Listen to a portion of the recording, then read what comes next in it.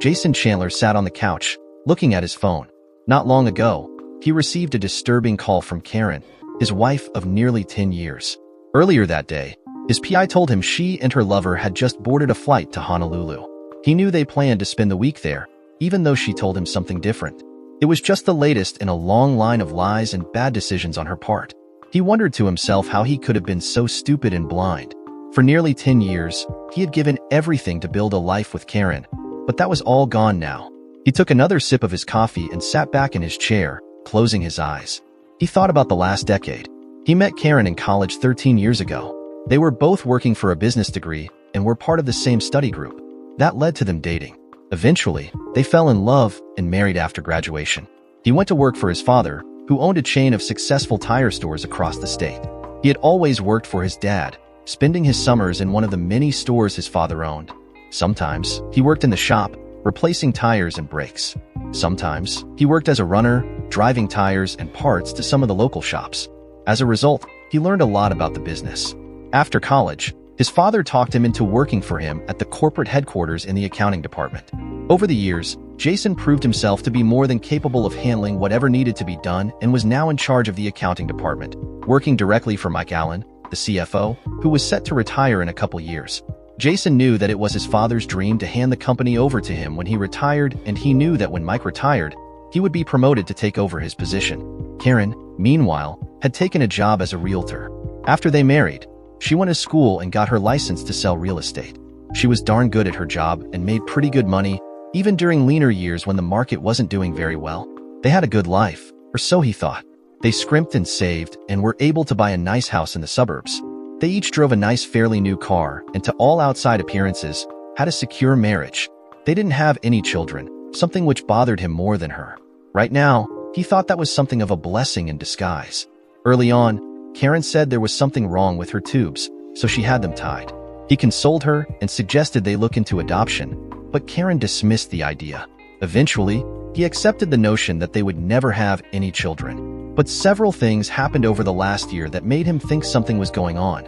Something that would forever change his relationship with Karen. For starters, Karen began spending more time with the girls than ever before. He never begrudged her some time out, as he knew how stressful her job was. But the every 2-week happy hour that only lasted until 7 p.m. became a 2 or 3 night a week event. And depending on the day of the week, she might not get home until midnight or later. Jason wasn't happy about it and expressed his displeasure, but she waved him off, saying she was under a lot of stress at work and deserved time to blow off some steam. "So what are you doing until midnight?" he asked her one night when she got home, her hair disheveled and her clothes smelling like cigarette smoke. "Oh, we just had a few drinks. Sometimes we might dance if the mood hits us." "Look, Jace, it's none of your concern. I'm a big girl, and I don't need you telling me what to do. So lay off, okay?" Jason looked at her, shocked. She had never spoken to him like this before. She saw the look on his face and softened up. "I'm sorry, Jace. I didn't mean to go off on you.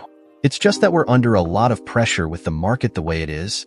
You've worked through tough times in the market before and it didn't bother you. What's different about this time? You have no idea how hard it is sometimes. The competition is getting worse and worse, and the higher-ups are putting more pressure on us to sell property." "I understand that, dear," he told her. "But you don't need to take it out on me. I'm on your side, remember?" She smiled and wrapped her arms around him. "You're right, dear. Please accept my apology." "All right, I accept, but please take a shower or something.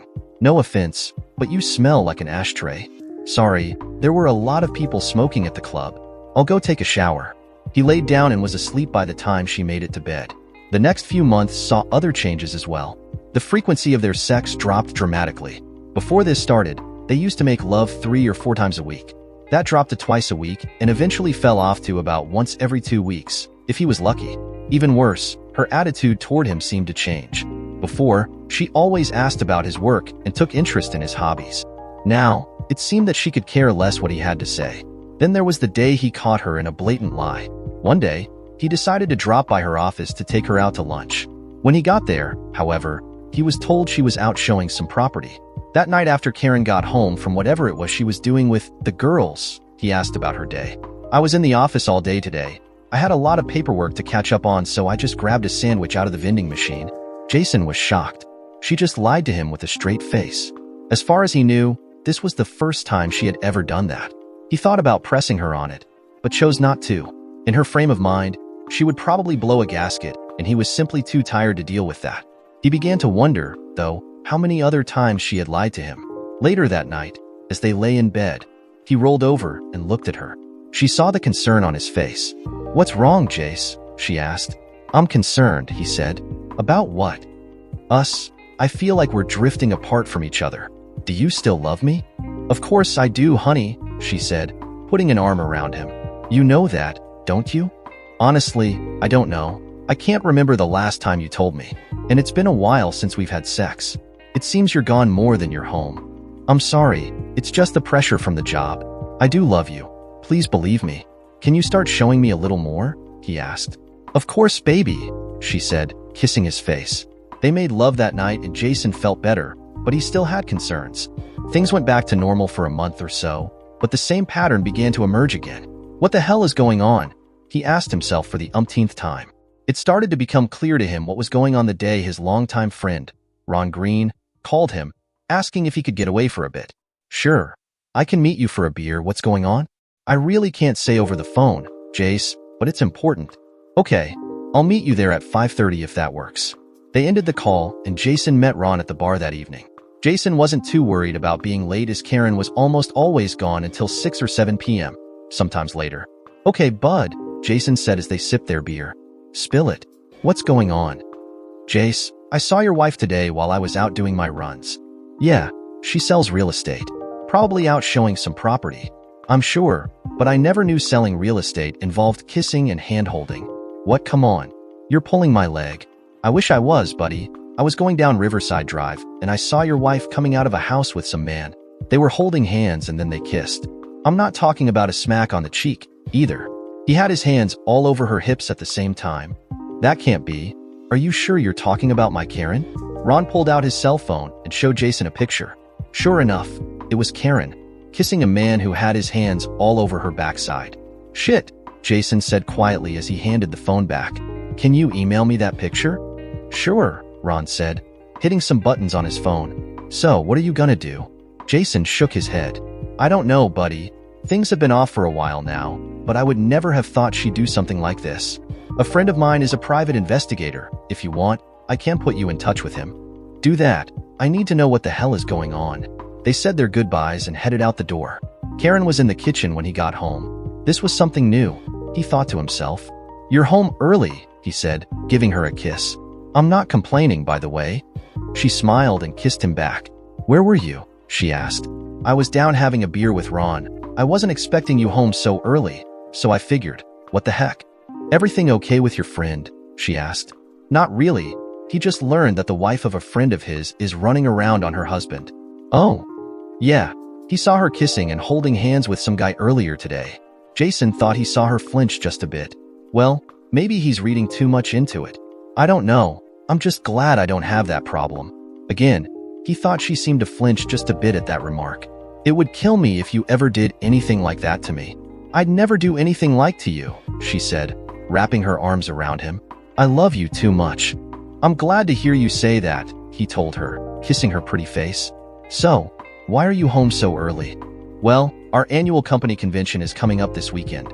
So I thought I'd start packing and I wanted to spend the next night or two with you, since we'll be apart for a few days," she said. "It's in Las Vegas this year." "Where at?" he asked. "Over at the convention center. We're all staying at the Westgate Resort. I hear it's a 4-star hotel." "So when are you leaving?" he asked. "Friday afternoon, right after lunch," she said. "That was the day after tomorrow." "You getting another award this year?" he asked. She always received awards for being the top seller in the region. "Probably," she said. They shared another kiss. "Well then, why don't I take you upstairs and congratulate you for another successful year?"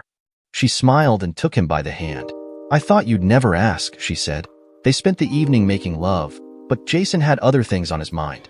Would she cheat on him over the weekend? He asked himself. "Say, I have some vacation time coming up. Why don't I take a few days and come with you? Maybe we can spend the week in Vegas and unwind a bit and reconnect. Our 10th anniversary is coming up next week, you know? That sounds like fun, but I'll be so busy with seminars and meetings I don't think we'd hardly ever see each other. Besides, they're expecting me to get right back to work after the convention. Listen, why don't we celebrate our anniversary when I get back?"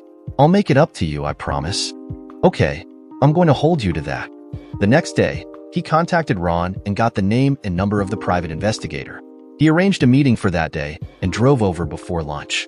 Good morning, Mr. Chandler, the middle-aged man said as Jason entered his cluttered office. Good to meet you. Ron said you might be calling. Please call me Jerry. What can I do for you? Jason explained the situation and told him about Karen's upcoming trip to Las Vegas. Vegas, huh? You think she intends to hook up with someone at the convention? I don't know. It's possible. Well, I have contacts out there who owe me a favor or two. Tell you what, we'll put eyes on her there, and if you want, we can sneak in a camera and a microphone if you get me her room number. It'll cost extra, you know? I figured that, but I need to know the truth. Jerry pulled out a digital audio recorder and handed it to him. This is really simple to use, it's voice activated. So all you have to do is slip it under her car seat and turn it on. You can retrieve it later after she's left. I'm assuming she'll be leaving her car at the airport. She usually does, Jason said. Good, don't worry. We've got it all covered. If she is messing around, we'll find out. By the way, here's my private number in case you hear anything. Call me anytime. Thanks, Jason said, writing a check from his personal account instead of the joint account.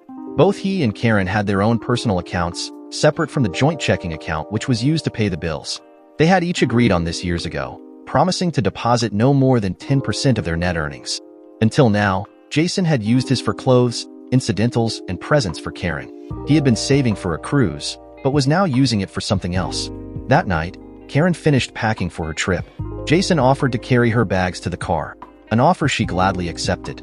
That would be such a big help, she said, giving him a kiss. He carried the bags to her car, placing them in the trunk. He couldn't help but notice how much she packed. It was certainly more than enough for a weekend. As he put her overnight bag in the trunk, he couldn't resist the urge to see what she had taken, so he opened the case. He spotted the container holding her birth control pills right off the bat. Only 10 were left in the container. What the hell? He asked himself. Why does she have birth control pills? Didn't she say she had her tubes tied? Or was that another lie? He glanced at the clothes she packed. Some of what she packed seemed appropriate for a business meeting, but much of it appeared to be club wear, tiny dresses he had never seen before, and frilly underwear. He also noticed a couple of very skimpy bikinis, one of which appeared to be an open sling micro bikini, something he had only seen on the internet. What the hell kind of meeting is this? He asked himself.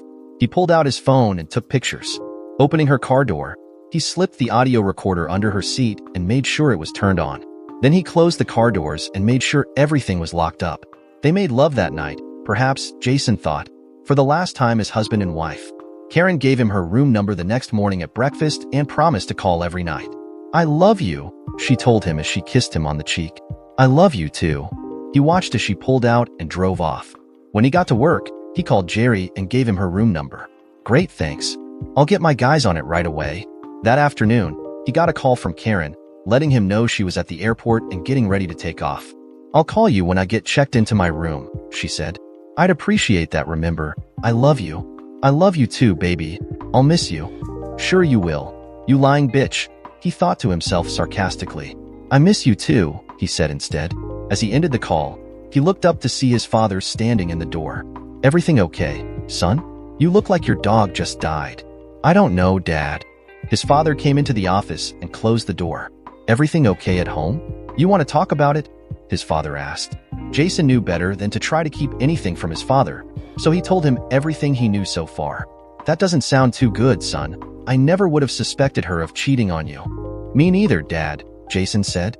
Well, listen, if there's anything your mom or I can do, let me know, the older man said. We're here for you. Thanks, Dad. I appreciate that. Jason took off a couple hours early and drove to the airport, looking for Karen's car. He found it in the short-term parking and retrieved the audio recorder. Looking around, he noticed the rest of the car was neat as a pin, the way she always kept it. On the way home, he got a call from Karen. Hi, baby, just wanted to let you know I got here okay. Thanks for letting me know, he said. I'm just getting settled in. I'll call you later tonight. Love you. Love you too, he said. After he got home, he turned on the audio recorder. He hoped there would be nothing on it, and for the most part, there wasn't anything except road noise and the sound of her radio. About halfway through the recording, however, he heard his marriage go down the toilet. He could hear her phone ringing, and since it was connected to her car through Bluetooth and worked through her speakers, he could hear both sides of the conversation. Hey baby, he heard a man's voice say. "Hey yourself, Stud Muffin," she said. Stud Muffin? Jason asked himself. Who the hell is this clown? I can't wait to see you again. Last week was fantastic. I'm glad you approve, she said with a not giggle. Are we set for next week? Next week, Jason asked himself, shocked. Got it all taken care of. Did you tell your husband? Not yet. Don't worry, sweetie. I've got it all under control. He doesn't suspect anything, does he? The man asked. Not a thing. He's clueless as ever. I hope you're right, he said. I told you, don't worry. He'll believe whatever I tell him. Good, the man said. Listen, I'm about ready to pull into the airport. I'll see you at the hotel tonight. Okay? I can't wait. Bye, lover. Bye-bye, she said, ending the call.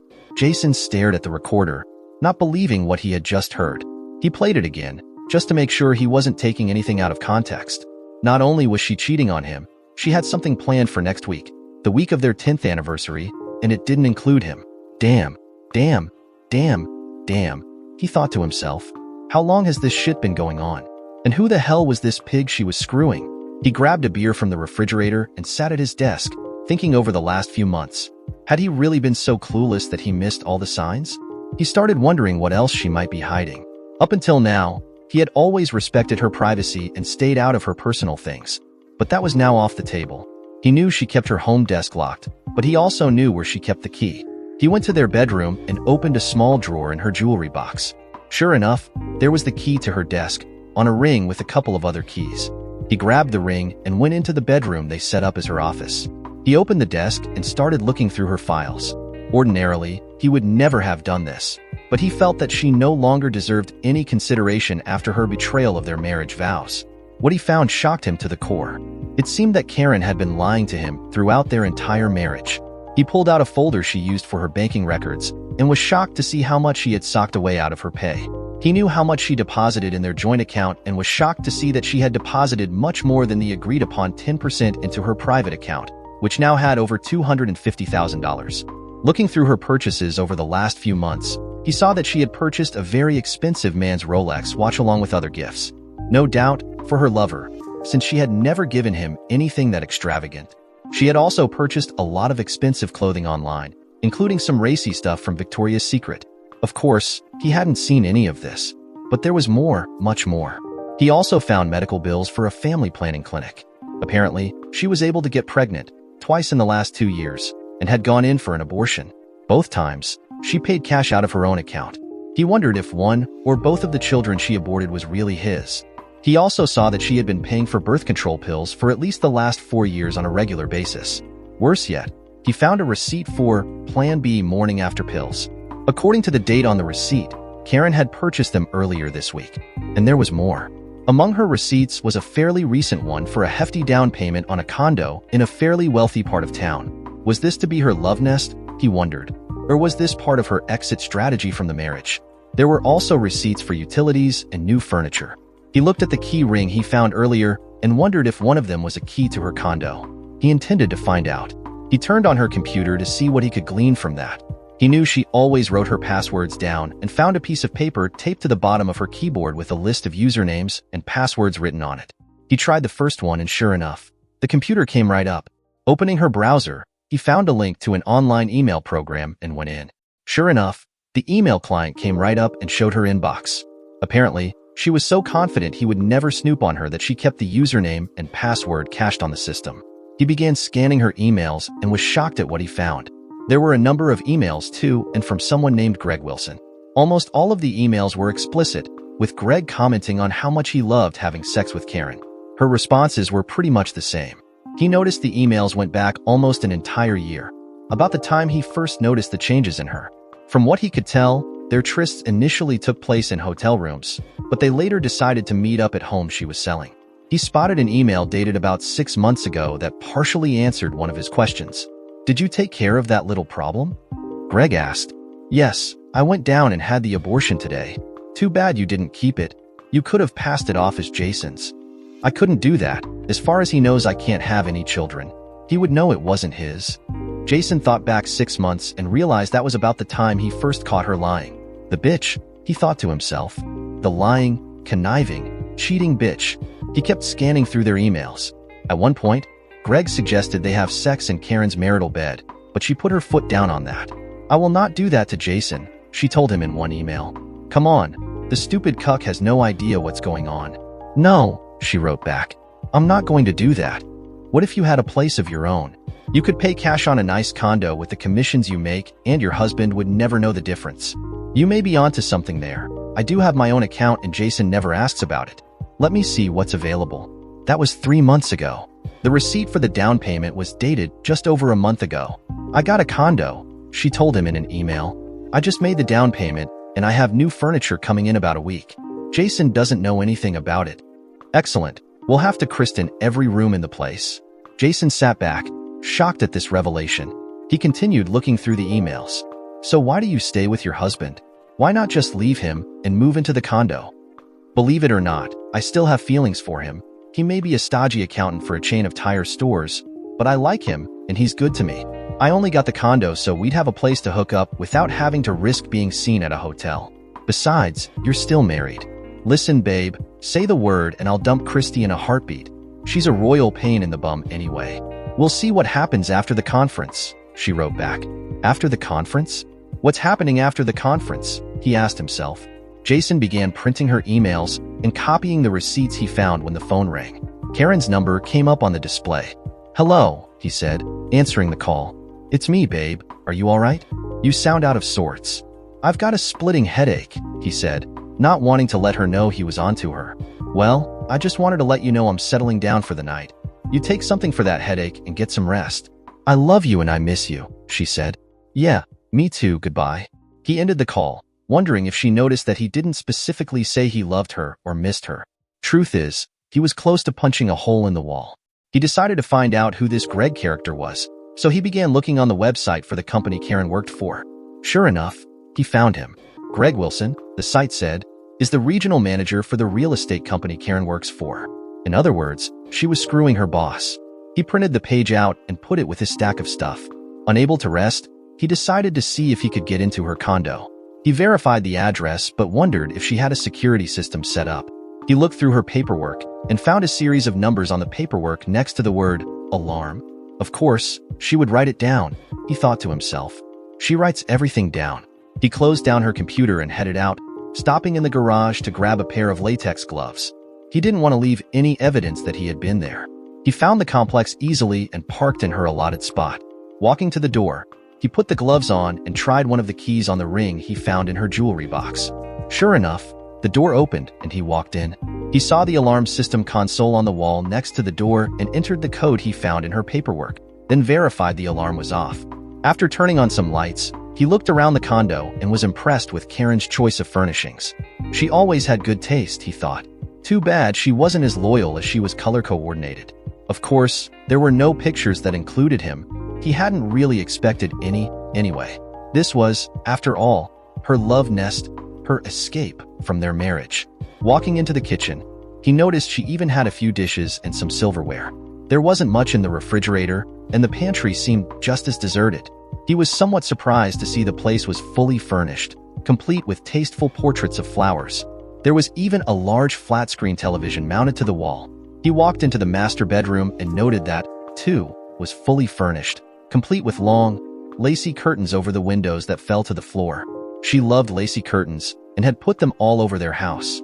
Looking down, he couldn't help but notice they hung directly over an electric baseboard heater. He shook his head, wondering if Karen even considered the potential fire hazard. Opening the dresser drawers, he found some lingerie that he had never seen before along with men's underwear he suspected belonged to Greg. He also found an assortment of sex toys. He pulled out his phone and took pictures. He also found a card addressed to Karen in her nightstand drawer. He opened it and saw it was from Greg. "Just wanted to say thanks for the watch. Can't wait for your housewarming." It was signed, "Love, Greg." He felt like ripping Greg's arm off at the socket and beating his cheating wife with it. He found even more clothes, both men's and women's, on hangers inside the walk-in closet.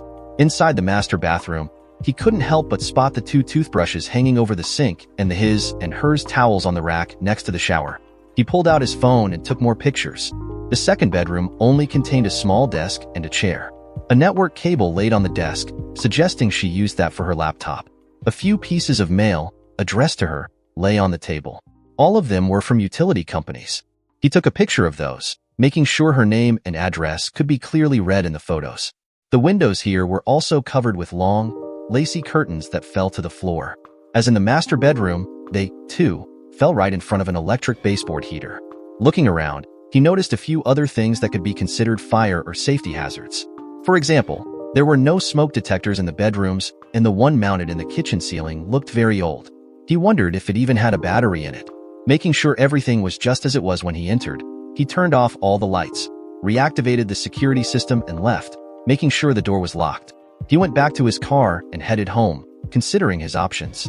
Divorce was a no-brainer in his mind. Even if she got rid of the condo and called it quits with her lover, he could never trust her again. He also knew that men often got the short end of the stick, financially speaking. He knew from her financial records that she made considerably more than he did, so he hoped that would be enough to avoid alimony. He decided to wait until he spoke with an attorney before taking any action. He also hoped the fact that she already purchased a condo in her name only would mean he wouldn't have to give her the house or sell it and give her half the proceeds. In his mind, she abandoned him when she bought the condo without telling him. They didn't have any children, so child support and custody weren't an issue. But he wanted the two cheaters to pay for what they had done. Violence was out of the question, as he had no desire to go to jail. After he got home, he looked in the phone book and found a listing for Gregory Wilson. He hoped it was the right Greg Wilson and dialed the number. "Wilson Residence," said a female voice. "Is this Mrs. Wilson?" he asked. "Yes, it is. To whom am I speaking?" "My name is Jason Chandler. Is your husband the regional manager for Acme Real Estate?" Jason asked. "Yes, he is, but he's gone to a conference this weekend and he'll be out next week visiting other offices. You'll have to call the regional office and leave a message for him there." "Actually, Mrs. Wilson, you're the one I'd like to speak with," Jason said. "Oh," she asked. "Yes, ma'am. I hate to tell you this, but my wife is having an affair with your husband." "Are you sure about this?" she asked. "Yes, I am, and I can prove it." "You have ironclad proof of this?" she asked. "I can even show you where they get together if you want." He could hear her sigh over the phone. "Is tomorrow okay?" she asked. "Sure. What time works best for you?" "Make it about 1 o'clock in the afternoon," she said. He gave her the address and directions to Karen's condo. "I'll see you there then," Jason told her, ending the call. Smiling, he went to his desk and began making a list of things to do. First thing, he decided, would be to change the locks on the doors. He could wrap that up in plenty of time to meet Greg's wife at Karen's condo. He considered getting drunk that night, but put the idea out of his head. Instead, he grabbed a piece of cold pizza and munched on that as he considered all of his options. Finishing the pizza, he trudged up the stairs to bed. He got up early the next day and headed to a local hardware store, where he bought everything he needed to change the door locks. He also made another key to the condo. By noon, he had all of them changed. He showered and, grabbing the audio recorder and all of the emails he printed from Karen's account, headed over to her condo to meet Greg's wife. He pulled into Karen's slot and spotted an attractive dark-haired woman in a Toyota Corolla not far away. He walked to the car and knocked on the window. She rolled the window down and looked at him. "Are you Christy Wilson?" he asked. She nodded her head. "I am. You must be Jason Chandler." "One and the same," he said, opening her door. "Come with me. I'll show you their love nest. You may want to put these on first, though," he added, handing her a pair of latex gloves. "I don't want to leave any fingerprints." "Good idea," she said. They went to her door and Jason used the key he had made to open it. He was glad to see it worked. After turning off the security alarm, they stepped inside. Jason showed her the bedroom, opening the drawers and the closets so she could see Greg's clothing. "Oh my God, I've been looking for some of this stuff the past couple of weeks. I was wondering where his clothes were disappearing to. Has your husband been wearing a Rolex watch lately?" Jason asked. She nodded her head. "Yes, he told me it was a gift from management." Jason shook his head and pulled the card out of Karen's nightstand. He opened it up and showed it to her. She read the note and began crying. "Is that his handwriting?" Jason asked. "Yes," she said, sobbing. "There's more," he said, pulling out the emails and the audio recorder. She read through the emails, tears flowing down her cheeks. Then he played the audio from Friday. "I'm sorry about all this," he said, wrapping his arms around her. He felt like crying as well, but held it in. "It's not your fault. I've suspected something like this for a while, but I never had any proof." After a while, she collected herself and looked at him. "So, what are you going to do?" she asked. "I'm going to divorce her. What about you?" I'm kicking that lame dog out of the house as soon as I see him, she said. Suddenly, she stopped crying and looked at him. I've got an idea, she said. What's that? He asked. They want to live here together. Why don't we help them? What do you mean? I mean, why don't we pack their crap up and drop it off over here? She responded. Jason thought for a bit and smiled at her. I kinda like that idea, but we'd better get moving. They'll be back in a day or two. She shook her head. Greg said he would be gone for a week after the convention. I'd bet anything she'll find an excuse to be gone as well. Jason suddenly remembered the recorded conversation. Karen specifically asked him if he had everything set for the next week, but didn't indicate what it was they had planned. Damn, I think you're right. Still, I want to get her crap out of my house as soon as possible. I agree. Meet you back here in, say, 3 hours? Works for me. I'm just going to toss her crap in trash bags, so I think I can do that and be back here in 3 hours. I'll see you then, she said, standing up. Jason took a hard look at her. She was shorter than Karen, with a girl-next-door cuteness that added to her shapely figure. Though Greg was a moron to cheat on this woman. They left the condo and arrived about 3 hours later, their cars crammed with bags full of their respective spouses' belongings. They carried the bags into the condo and tossed them into the nearly empty second bedroom, not caring if anything broke. They knew the two cheaters would have to spend hours sorting through everything. I don't know about you, but I wasn't exactly very careful with his things, she said. He laughed. Neither was I, Jason said. They laughed and did a high five. He looked at her. I don't know about you, but I'm hungry, he said. Me too.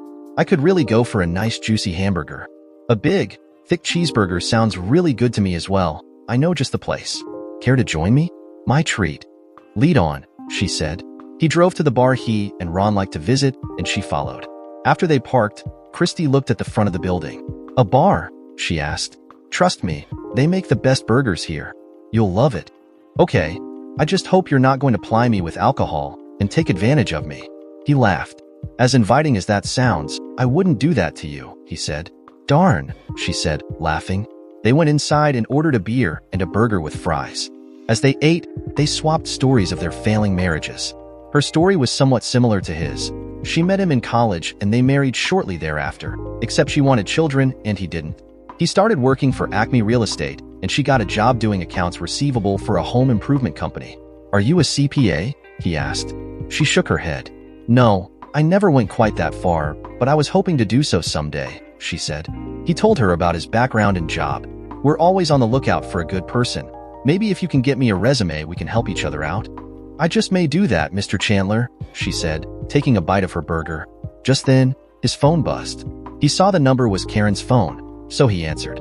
Hello, he said in a neutral tone of voice. Hey, baby, Karen said. He could tell she had been drinking. What you up to? Oh, just down at the bar getting a burger. What's up with you? Guess what? I got the top seller award, she said, not waiting for his response. I'm happy for you, he said. Yeah, and they want me to stay here in Vegas next week to work with their agents, she said. Of course, he already knew that was a lie. Isn't that terrific? There's talk that I might get moved into management soon. No doubt on her back, he thought to himself. That's wonderful. What about our anniversary? That's coming up this Wednesday. I know, and I'm sorry about that. Maybe we can celebrate it next weekend. Don't bother. I know your work is important to you, and I sure wouldn't want you missing a big sale. What's that supposed to mean? She asked. Nothing. It's just that you only get to celebrate 10 years of marriage once, but I understand how much your job means to you. Don't worry about it. Well, yes, my job is important to me, but I thought you might be happy for me, she said. I'm very happy. Go. Work with your agents. Don't worry about me. I love you, she said. Okay, me too. Bye. With that, he ended the call and looked at Christy. Well, there it is, he told her. She shook her head. She's actually choosing Greg over your anniversary, Christy said, placing her hand on his. He almost broke down crying. Here was someone he barely met more concerned about him than his own wife. What a bitch, I'm sorry. Thanks, he said, trying to smile. He pulled out Jerry's card and called his private number. Jerry, he said when the older man answered, Jason Chandler here. I just heard from Karen, and she tells me she's going to be in Vegas for another week. And I take it you don't believe her? Jerry asked. Not for a minute, Jason said. Well, I was just working on your report, but I can have my guys watch them and see what they do, he said. We can go from there. I heard the conference wrapped up a couple hours ago, and they're now in full party mode. Most everyone is going home tomorrow. By the way, your wife and her lover spent the night together last night. I've got some video I think you might be interested in. I'll email it to you if you want. It'll all be in my report." "That would be great, Jerry, thanks." He ended the call and looked at Christy. "Well, we'll find out tomorrow what's really going on. The two lovebirds spent the night together. My PI is going to email me some video. Are you interested in looking at it with me?" "Not really, but I feel like I should." He nodded his head in understanding. "Well, let's head over to my house then," he said, standing up. After Jason paid for the meal, they left the bar and headed for his house. By the time they got there and settled into his office, the video had arrived in his email. "Want something to drink before we watch this?" he asked. "Sure, Coke if you have it." "One Coke coming right up," he said, going into the kitchen. He came back with 2 cold Cokes and handed one to her. He fired up the video and they watched as Karen and Greg undressed each other and engaged in various forms of sex. Both Christy and Jason fought back tears as they watched their spouses screwing each other. Even more devastating was the pillow talk afterward. "What do you think our spouses are doing right now?" Karen asked. "Well, if I know Christy, she's probably watching one of her boring movies, or maybe reading one of her stupid books." "Yeah, I know what you mean. I imagine Jason is probably playing with another one of his stupid spreadsheets or looking over the stock reports." Greg chuckled at that. "You'd think he was saving the world or something. Christ, his father's company sells tires, for crying out loud. What's so damned important about that?" "So have you figured out what you're going to tell Dipshit after the awards banquet tomorrow?" Greg asked. "Yeah, I'll just tell him I've been asked to stay in Vegas for a week to shadow the reps here. He'll believe that. Hell, he'll believe anything I tell him. I could say the moon is made of green cheese and he'd go along with it. And by the time he figures it out, we'll be on the beach in Hawaii. I can't wait to see you in that new sling bikini you got." Christy went berserk. "Hawaii? That pig is taking some bitch off to Hawaii? I'll rip his balls off." She looked at Jason. "Sorry for calling your wife a bitch." "Don't be. I would have called her worst." They turned back to the video. "So, what about your anniversary? Are you just going to blow it off?" "Hawaii sounds much more fun to me than a night at a steakhouse. I'll promise to make it up to him. Maybe I will. Maybe I won't." Greg looked at her. "You're cold, you know that?" he asked. She shrugged her shoulders. "It's only our 10th anniversary. There'll be more. Who cares about that? I need you and me right now." With that, they started screwing again, prompting Jason to stop the video. "I've seen enough. How about you?" Christy nodded her head, tears running down her cheeks. "More than enough," she said. "I'll be making an appointment Monday to see an attorney about a divorce. You want to join me?" "Would you mind?" she asked quietly. "Not at all," he told her. Christy broke down, sobbing. Jason held her in his arms and let her cry on his shoulder.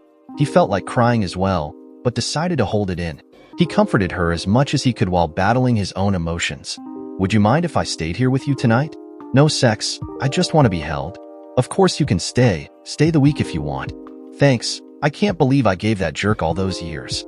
All that time I fell for his bullshit." "I know exactly what you mean."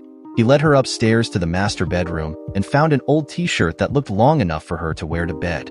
She took it and went into the bathroom to change. He changed into a pair of pajamas as he waited for her to return and climbed into bed. She came out of the bathroom in the long t-shirt, and he almost gasped when he saw her.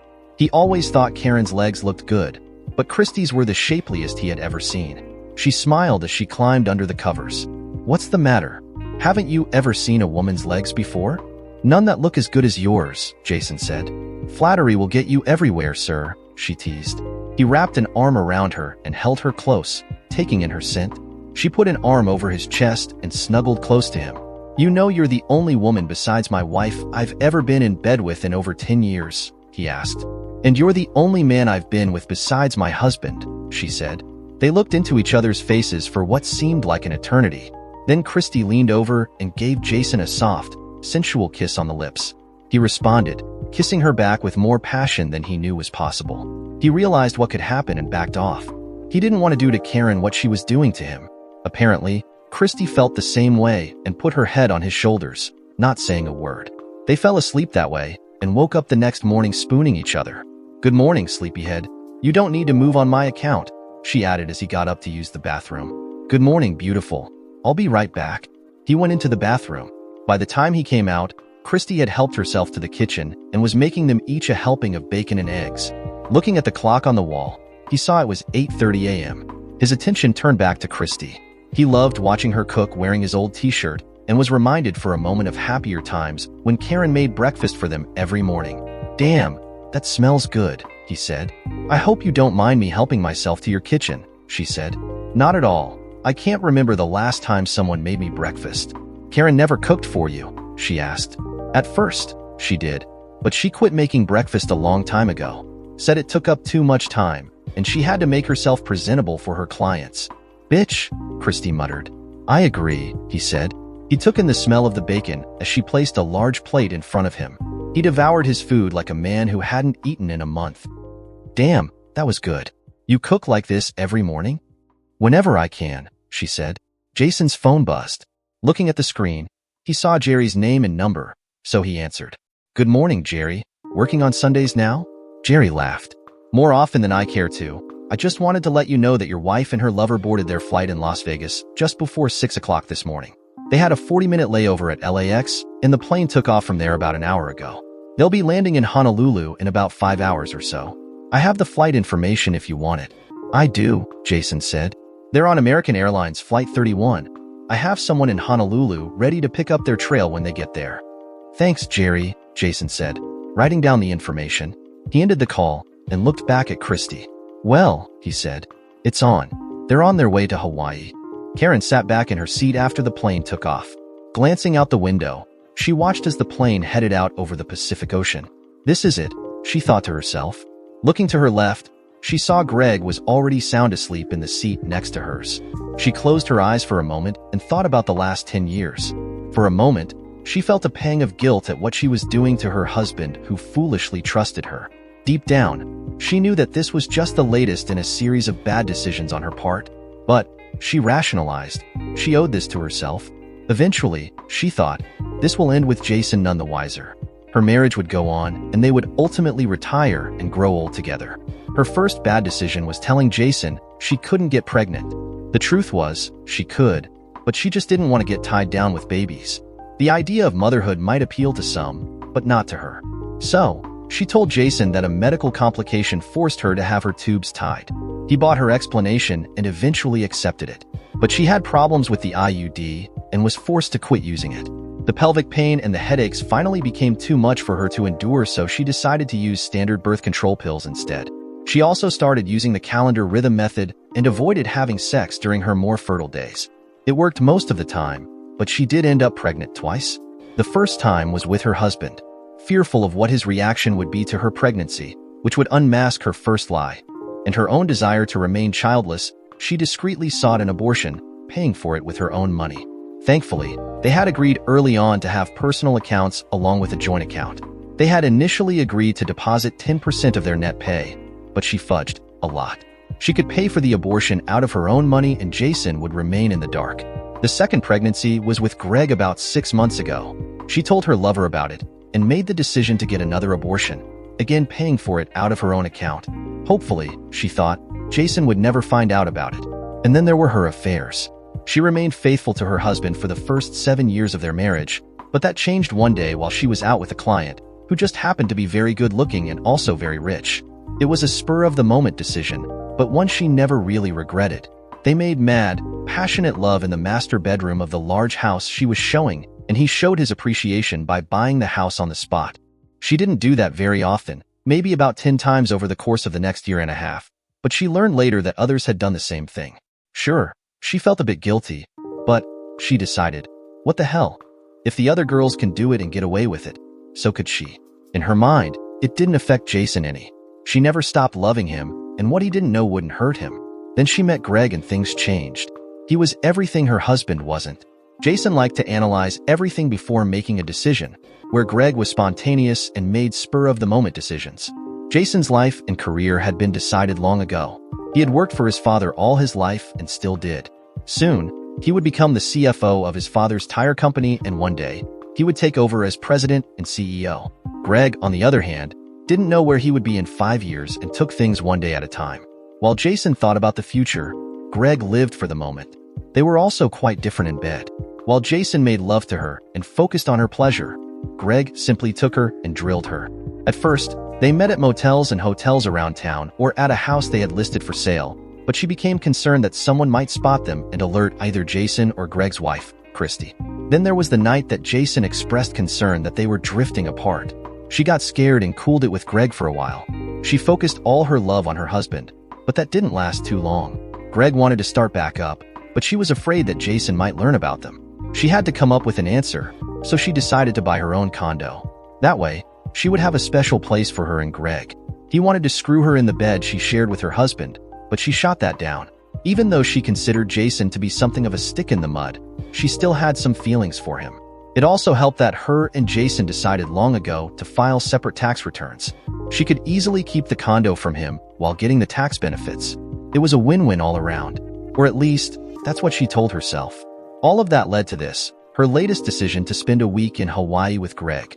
She took a week vacation from her office, telling them she was going to Hawaii with her husband after the annual corporate gathering. Greg, meanwhile, told his wife he would be on the road for the next week, which wasn't uncommon for him. She lied to Jason, telling him she would be in Vegas for the week. Of course, all it would take is a phone call or two, and he would know better. Fortunately for her, she thought, Jason believed whatever she told him. The only downside was that she would miss spending her 10th anniversary with Jason. She would make it up to him, though, once she got back, and all this would remain her secret. She smiled as she looked down at the blue water below them, thinking about Hawaii. She pulled out her phone and checked for messages or calls. This is where her world collapsed. She saw a message. Your belongings have been moved to your love nest. Don't come home. Your soon-to-be ex-husband, Jason. Next, she saw an email. It had an attachment. She opened the attachment and saw the video of her and Greg screwing. There was a message in the email. If you fight the divorce, I will send this video to every soul that knows you. I will ensure that every workplace you visit, this video will be ahead of you. As for the lover boy, once he is back, he is looking at divorce and life on the street. I will ensure that your lover boy is turned into an example as why you do not screw another man's wife. By now, blood had drained from Karen's body. Holy shit, I am done. What will I do now? If he is that pissed off, he will do what he says. Suddenly, she felt the plane shudder and thought that maybe they had hit turbulence. She felt the plane nose down and the engine sounded different. She realized something was dreadfully wrong when she looked out the window. Suddenly, there was a flurry of activity in the cabin, and she could feel the G-forces start to push her into her seat. Looking outside, she could tell they were going down, fast. Oh my God, she thought to herself. This is it. We're going to crash. I'm going to die. Oxygen masks suddenly fell down and she could hear other passengers, including Greg, screaming as the flight attendants tried to prepare them for the inevitable. She looked at her phone and with tears smearing her face, made one last decision. Jason and Christy had finished breakfast and put the last of the dishes away. They sat back down at the table and discussed plans for dealing with their wayward spouses. Jason was impressed with Christy's ability to analyze a problem. Right now, he felt closer to her than he had to Karen for months. He had just returned to the table with a second cup of coffee for them when his phone buzzed. He saw Karen's name and number show, so he put it on speaker. "Hello, bitch," he asked. "Jace," he heard Karen cry out. It was hard to hear as there was a lot of background noise, and they heard other people screaming. "Yes, Karen, what's going on?" he asked. "Not time plane down. So sorry. Forgive? They heard before the call suddenly ended.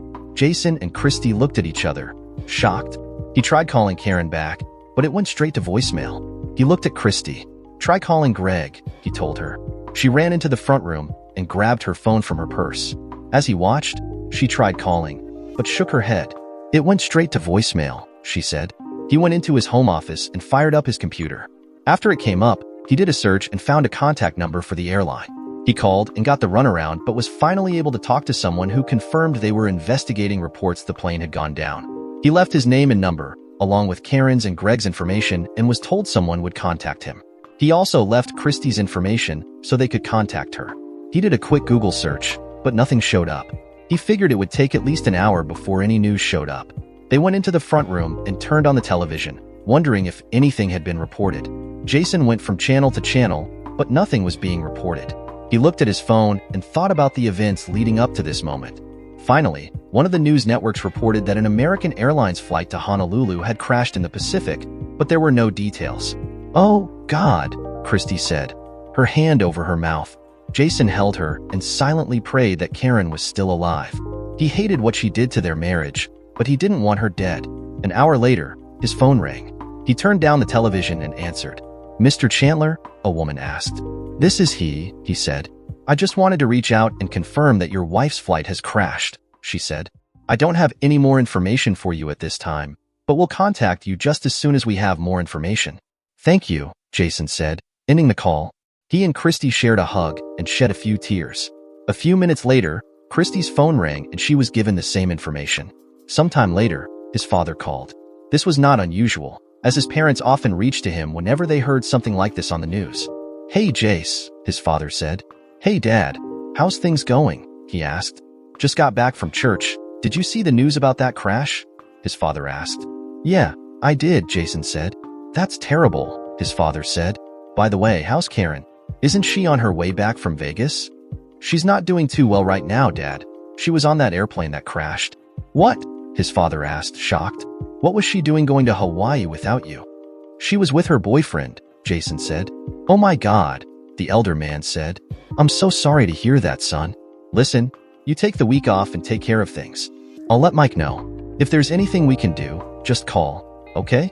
"Thanks, Dad," Jason said. He ended the call, his mind flooded with conflicting emotions. On one hand, he was sad that Karen was, in all likelihood, dead. On the other, he was angry with her for cheating. He was also angry at himself for not confronting her. Strangely enough, he wasn't upset about the fact that her death would mean no divorce. Then he had another thought. He would have to deal with all her final expenses, including the condo. Crap, he thought to himself. He looked at Christy and wondered how she would manage all this. What would she do? He had a thought and approached her. "Christy, why don't you sell your place and move in here with me?" She looked up at him, tears filling her eyes. "Do you mean that?" she asked. "Yes, I do. I have another bedroom upstairs, and you're going to have a lot to deal with over the next few months. Maybe we could help each other get through this." She thought for a minute before answering. "Why not? But only on one condition." "What's that?" "You let me sleep with you," she said. "Seriously?" Jason asked. This was moving much faster than he thought it would, and he wondered if it was wise. He set that thought aside and decided to throw caution to the wind. "Yes, I haven't really had the comfort of a husband for a long time. Last night, I felt content for the first time in ages. Is that okay with you?" "It's more than okay," he said. "Good. Then I'll run back to the house to get my things and I'll be back over tonight." Jason nodded his head. "I'll be here," he said. After she left, he called Lucy, the woman who ran the office Karen normally worked out of. "Hello," she said when she answered her cell. "Lucy, this is Jason Chandler," he said. "Oh, hi, Jason. How's Hawaii?" "I don't know. I hear it's nice this time of year." "Why?" "Well, Karen said the two of you were going there after the company meeting. I assumed you were on your way." "No, she was on her way to Hawaii, but not with me. She left with Greg." "What?" Lucy asked, shocked. "That's right, but she didn't make it. Neither did he. The plane they were on crashed into the Pacific Ocean earlier today. Maybe you saw it on the news." "Oh no. Do you know if she made it okay?" "I don't think either of them survived the crash," he said. "I'm so sorry. Please accept my condolences. And thanks for letting me know. I'm not sure if you're aware of it, but the company has life insurance for all their employees. I'll get the paperwork started first thing in the morning, but I will need something from the airline. Can you get that to me?" "Yeah, I'll get what I can. I do have a question for you, though." "What's that?" Lucy asked. "Were you aware that Karen was having an affair with Greg?" he asked. "I suspected there was something going on. There were rumors, but nothing more. We usually don't gossip about things like that in the office." "I see. Well, that's all I have. I'll be in touch." "Thanks, and again, please accept my condolences." "I appreciate that," Jason said, ending the call. That night, as he and Christy watched television, a report came on about the crash. According to the report, the plane's final moments were captured by a crewman aboard a freight liner that was just a couple miles from the crash site. The network aired the amateur video, which clearly showed the airplane rapidly falling, nose first. It looked like the craft literally pancaked as it hit the water. The report said the freighter changed course to see if they could recover any survivors. They pulled a number of bodies out of the water, but there were no survivors. They also recovered a lot of luggage, including Karen's and Greg's. Neither Karen's nor Greg's bodies were found. The next few months were hectic for both Jason and Christy. She moved in with Jason and sold her house. Jason had plenty to deal with, including Karen's condo. There was nothing in it he wanted, so he gave everything away to Goodwill, which was more than happy to take it. He finally sold the condo, getting back what Karen had originally paid for it. Both he and Christy received an insurance check for $500,000 from Acme Real Estate for the deaths of their respective spouses. Christy moved in with Jason, and they immediately began exorcising all traces of Karen. Pictures came down, knickknacks were pulled, and furniture, especially the bed, were replaced. Jason let family members take what they wanted. The rest, including the 2 cars, was either sold, burned, given to Goodwill, or tossed in the dump. Jason also had to jump through hoops to resolve Karen's bank accounts. After a couple months and a mountain of paperwork, he walked away with a check for around $250,000. Lawyers pounced on both Jason and Christy, looking to capitalize on the crash. Further investigation revealed that the crew misunderstood warnings from the onboard computer and took the wrong actions. The craft fell at an estimated 12,000 feet per minute and hit the water at somewhere around 135 miles per hour, meaning that it took just over 3 minutes for the plane to smash into the ocean. Karen's last 3 minutes, some of which were on the phone to him, must have been hell, he thought. Her last act had been one of contrition, no doubt brought on by the realization that she was plummeting to her death, and there was nothing anyone could do about it. Nevertheless, he thought, it was too little and far too late. Fortunately, the airline settled with all the affected families, paying a little over $175,000 for each passenger. Between Jason and Christy, they grossed a bit more than $1.6 million after everything had been accounted for. Of course, the tax man got his share, but they still ended up with a very tidy nest egg. Since neither Karen's nor Greg's remains were found, there was no need for a funeral, but Jason and Christy held memorial services, mostly for the benefit of their respective families. Neither one shed a tear for their deceased spouses. They did discuss that Jason will not piss on their symbolic graves, but a few weeks later Jason visited their graves. "I just came to tell you that I am very happy that you are dead. The divorce would have cost me money, but since your death, I am getting money. Thanks for dying, bitch." Jason began walking away, but then turned back and pissed on their graves. "I will regret not confronting you and watching your face turn white, but pissing on your grave is a much better feeling." With that, Jason emptied his bladder. Now that feels better. 3 months after the services, Christy left her job and went to work for Jason. By now, they were madly in love with each other. One night as they ate dinner at the local Texas Roadhouse, Jason got on one knee and proposed. Christy squealed with delight as patrons around them applauded. "It's about time you decided to make an honest woman out of me," she whispered in his ear. "Why's that?" he asked. "'Cause you're going to be a daddy," she said. He covered her face with kisses. "I love you so much," he told her. "I love you more. Just one favor, though." "What's that?" he asked. "Please don't ask me to fly anywhere," she said. He laughed as he hugged her close. "No worries, my dear, if you ever fly. I'll be your wings." Dear listeners, please share your thoughts in the comments section below, and don't forget to like, share, and subscribe.